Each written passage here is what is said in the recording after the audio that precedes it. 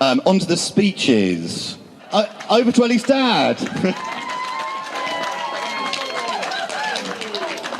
Well, have we got the mic on? I am David, Elly's dad, and the David, yeah. And of course, I've been told I've got to speak for 3 minutes. Now, I got my speech sorted out, and it only was going to last 1.5 hours, but I will spare that on you and make it last just to 3 minutes. Adam's very concerned about that. Now, first of all, to welcome all the guests, and in particular, Adam's mum and dad. Without the mum and dad, this couldn't have been possible. And I want to say, also, compliment how I thought the wedding speech, the guy that's speaking the ceremony, was spot on. He couldn't have done that better. And when you later on, you'll realise that the installation that is planned for this afternoon, it will complement what the preacher said today. Now, I need to say just one or two things about Elly. Now, I thought Elly was absolutely beautiful today with her dress and the flow, and it makes a change from a miniskirt, which was the size of a very thin belt. And Adam, he looked wonderful, and all his 5 just men or 6 just men, however many they were, I thought it was great. Want to say one or two things about Elly. Elly, as you know, cannot stand still. Are you aware of that? Even in the womb, she kicked and kicked and kicked, and even her mother today thinks that Elly was trying on shoes in the womb. That's how she is. Those of you that know Elly, she loves her shoes. And she can't stand still. When we was living in Snail Beach, she escaped. She was 2 years old. She is a twin. Her brother's David. And she escaped and decided to go for a walk on the moor.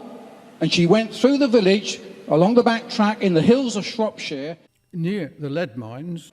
She gone. The whole village was out looking for her because she was lost at 2 years old. That's one thing about Elly. She is on the move. She's always moving around. Another thing about Elly is that she will always stand up for you, right? She stands up for her brother David, right? They're peas in a pod. They're twins, of course. And I'll just relate a couple of incidents at a school. David was called by names at school, something or other, I don't know what it was, but called he was gay, David, you know. And she decided, was it that occasion or another occasion? Well, she decided to take revenge on the prefect that nutted David when they were about 13 or 14 years old. He wasn't going to have any of this. So she jumped on this prefect, a big tall lad, jumped on his head and started beating him about the head. Of course, her mum was called up to the school to sort the problem out. But that's not all. Elly is not only does she defend her friends, but she actually, don't cross her, Adam, will be warned. Listen, when she was upset once at school, she decided she was going to take revenge. She went into the girls' toilets and took all the toilet paper, put all the toilet paper in the sink, in the girls' toilet, turned the taps on so they all flooded. Not just one toilet, but 3 toilets, girls' toilet. And she walked from the girls' toilets across the road to the boys' toilets, and on the way meeting the headmistress, hello, Miss Bullhead, and she walked across into the boys' toilets and flooded all the toilets. Now, Elly did that because she was uptight and wound up. So don't upset her because she's like to flood your toilet. Look, I've spoken for 3 minutes now. I have got lots to say. No, I've actually got lots to say. No. Adam, he would never forgive me if I carry on.